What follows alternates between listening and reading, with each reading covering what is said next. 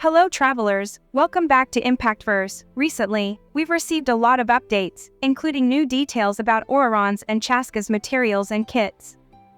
So, if you're looking to pre-farm the materials you'll need for these characters, now is a good time to start preparing. They will be arriving in version 5.2, and it's always helpful to have everything ready. In addition to this, we've learned something specific about CHASCA that you'll want to keep in mind.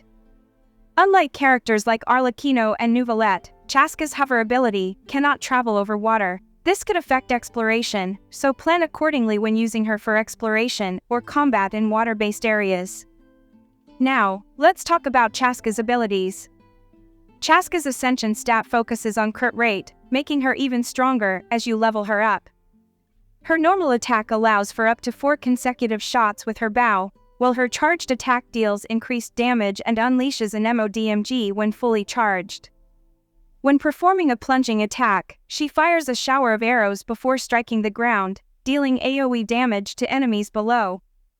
CHASCA'S elemental skill is where things get interesting. She resonates with her weapon to deal AoE and MODMG, and enters a state called Nightsoul's Blessing. In this state, she gains Nightsoul points, allowing her to hover and perform special attacks. These attacks come in 2 forms. By tapping the normal attack, she deals an MODMG, but if you hold her charged attack, she loads Shadowhunter bolts and targets multiple enemies.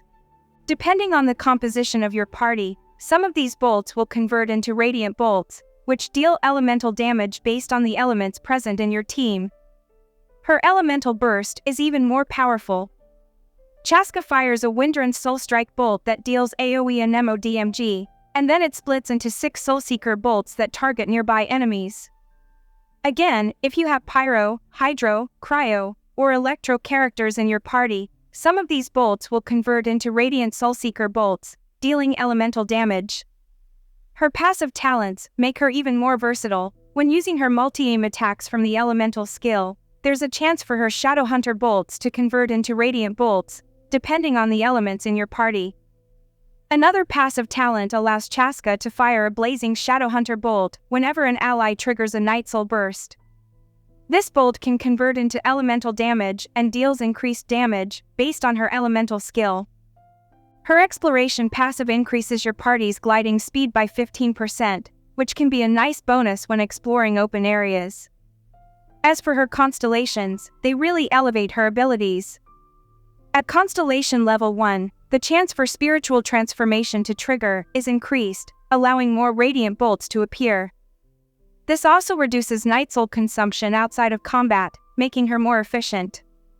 At constellation level 2, her radiant bolts deal AoE damage when they hit, which can be incredibly useful in fights with large groups of enemies. Her constellation level 3 and 5 increase the level of her elemental skill and burst, making her even stronger.